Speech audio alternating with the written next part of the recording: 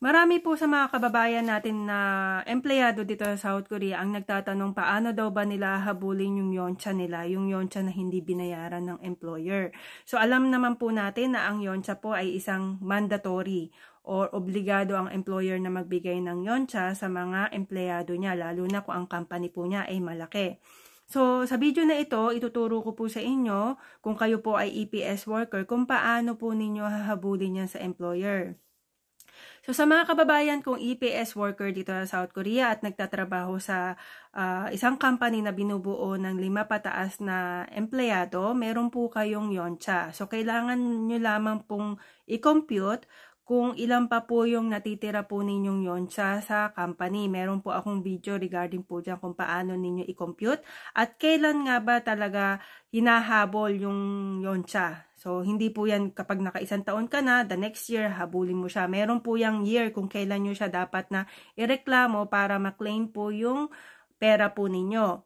So, sa mga EPS worker po kasi, kapag hindi po na-receive o hindi binigay yung yoncha ninyo, kailangan nyo po yan ireklamo sa labor para makuha po ninyo. Kasi, obligado, mandatory po yan. So, kung makita po ng labor na meron talagang yoncha na hindi nabayaran, kailangan po yan ibigay ng employer sa worker.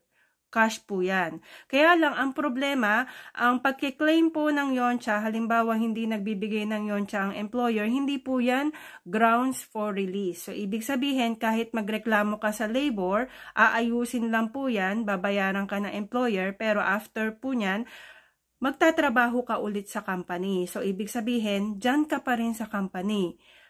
So, kailangan mo i-consider na since nagreklamo ka sa labor, possible na pag-initan ka ng employer mo o possible na magalit sa'yo yung employer mo. So, yun po yung kailangan po ninyong i-consider. Kaya usually, nung nagtatrabaho po ako sa migrant, binibigyan po namin ng advice yung mga EPS worker. So, pwede mo siyang ireklamo sa labor, kaya lang kailangan mo i-consider na baka magalit sa'yo yung employer mo o baka pag-initan ka sa company, ma-stress ka lang sa company. So, usually, ang sinasabi po namin sa worker, kung mahihintay mo pa bago matapos yung kontrata mo, tsaka mo ireklamo sa labor para makuha yung mga perang hindi mo nakuha para sa yoncha. Pagkatapos, kailangan mo din i-consider yung mga bonuses ninyo. Baka mamaya, mas malaki pa yung bonus na binibigay ng employer sa'yo kaysa dun sa i-claim mo na yoncha.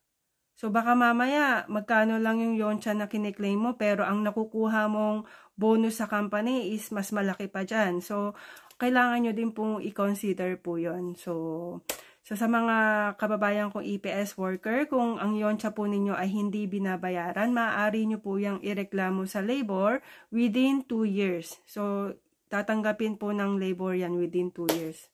So, sana po may natutunan kayo sa video na ito. Sa susunod na video natin kung paano ba i-claim ng mga F6 visa or yung mga Korean citizen yung kanilang mga yoncha sa company. Annyeong!